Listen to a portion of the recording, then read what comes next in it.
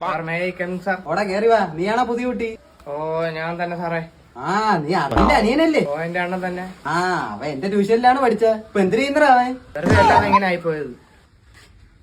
ശരി ശരി, നീ അവന്റെ കൂടെ കണക്കാവാതെ ഇവിടെ ഇരുന്ന് പഠി. ചിമ്പു, നീ ട്യൂഷൻ ഫീസ് കൊടുത്താടാ? ഓ കൊടുത്ത്. ഓ ശരി വാ. കിംബു, നീ ട്യൂഷൻ ഫീസ് കൊടുത്താ? 3-4 മാസം ആവും. 3-4 മാസം നിനക്കിപ്പൊ കാണിച്ചു. ആ പഠിച്ചത് മതി.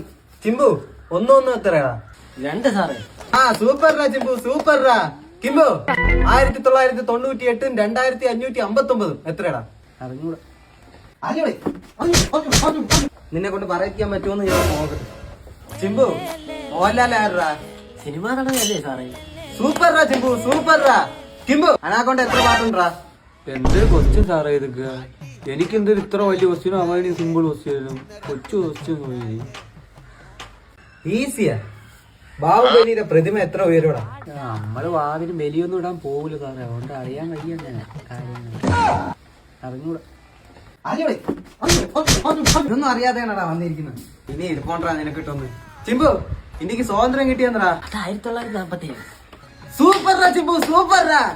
ഡേയ് കിംബു, കറുപ്പ് യുദ്ധം നടന്നെന്നടാ? എനിക്ക് അറിഞ്ഞൂടാ സാറേ, കറുപ്പ് വച്ചായിരുന്നു. അയ്യോ.